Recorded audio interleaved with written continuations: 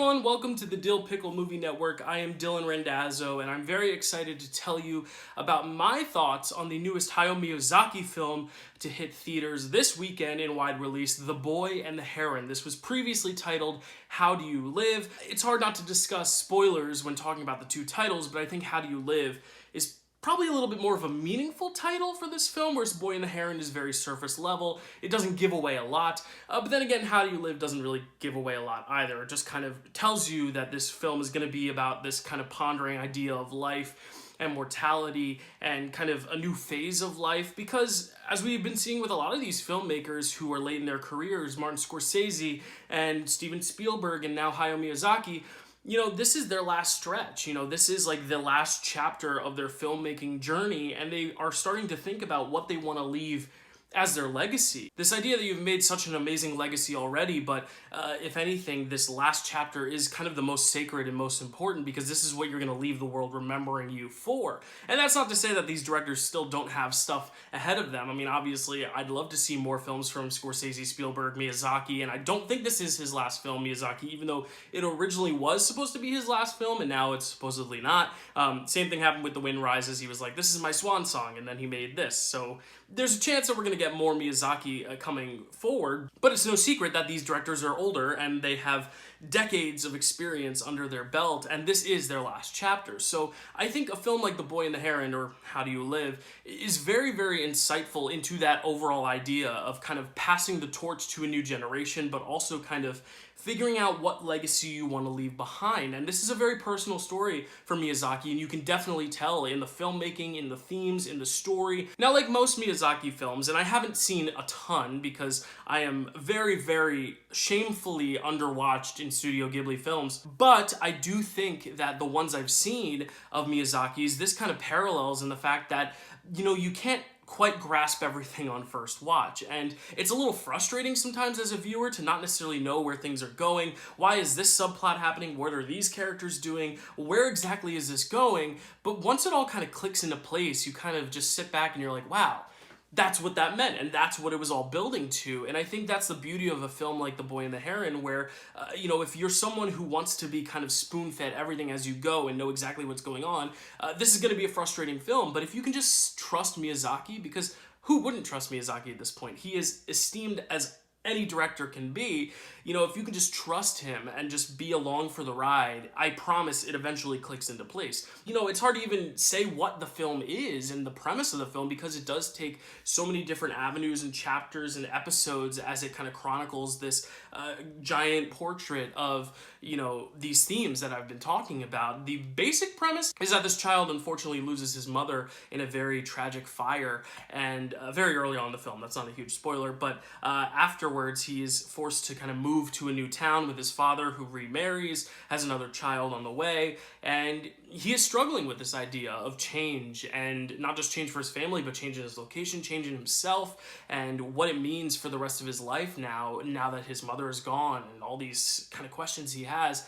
And then he comes across this heron, and this heron is not just a regular bird. There's a lot more going on to this heron, hence the title The Boy and the Heron. It's a lot about their relationship and how the heron kind of guides this kid into kind of opening his eyes for the future of his life. And it's really, really fascinating. It's a beautiful film, animation-wise. I mean, this is some of the most stunning animation you'll see all year, if not the most stunning. I mean, the way that everything is drawn, but still feels like it has life to it. It's immersive. It's colorful. I think there's a lot of great range in the characters as well in this universe, the idea that they are larger-than-life personalities. It's a very fantastical film. It kind of feels akin to something like Alice in Wonderland or Wizard of Oz, where there's these kind of big, elaborate, fantastical things going on, but the themes are very, very close to home, yet we don't get to the themes right away. It's not spoon-fed, like I said. You kind of have to be along for the ride and just wait for the film to click into place. And once it clicks into place at the end, I think it's going to be a very rewarding experience. But this is one of those films that I want to see again, and I do want to see it with the dubs, because the dubbed cast they got for it is amazing. I did see this in the original Japanese, as I always like to do with his films, the ones I've seen. I like to watch the Japanese first, because that feels like the truest to his version and his vision.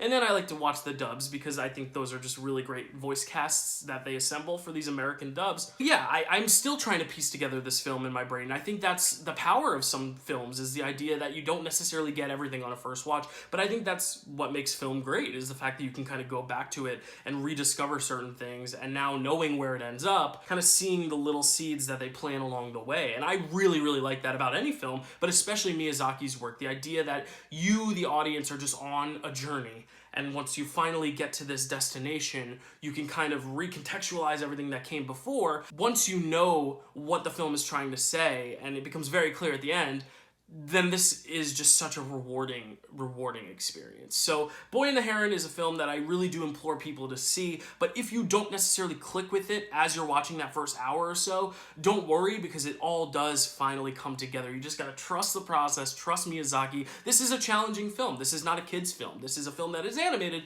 but it is for adults more so than anyone else. And yes, the protagonist is a child, but the idea that these themes are essentially paralleling Miyazaki's, who's a man in his older age. You know, this is, if anything, a film for older people to kind of get this new perspective on life, or kind of affirm this perspective that they're still trying to figure out. And I think that's what's beautiful about it. So I definitely recommend it. It's definitely going to be one of the biggest animated films when we talk about award season. That and Spider-Verse, two very, very different films, some similar themes, but those two films stylistically and just in pacing and energy, it could not be any more different. But I think that's what makes it such a beautiful kind of, you know, race between these two films, is the idea that Boy and the Heron is very pensive, very tranquil, and has these moments of kind of breath, where Spider-Verse kind of goes a mile a minute.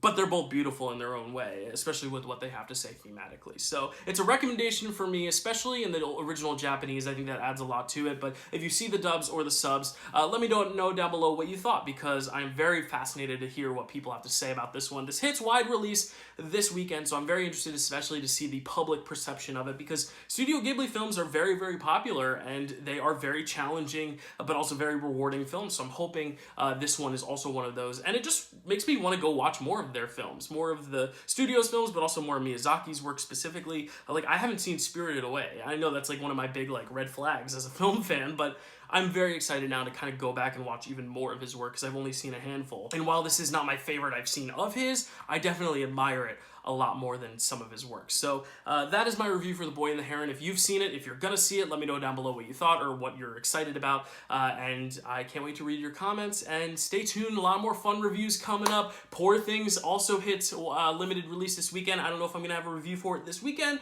or later next week, but regardless, it is coming, same as Wonka. A lot of great films still to come this year. We're not quite done with our initial kind of viewing of these Oscar films, but as the season goes on, we're gonna be talking a lot more about films earlier in the year, like Past Lives, Oppenheimer, Barbie, but also some of these newer films, American Fiction, All of Us Strangers, The Color Purple. I mean, there's so many films that we'll be talking about the next few months, so I'm very excited. So stay tuned. Thanks for watching, and thank you to these people who are continued supporters of this channel, who make every minute of what I do worth it. They are great supporters. They help donate as part of our subathon in February. We are going to be doing another subathon next year, but I will talk about that when it comes. I'm not quite ready to prepare a 24-hour live stream right now, but thank you for watching. Go check out The Boy and the Heron, and thank me later. See you later. Bye.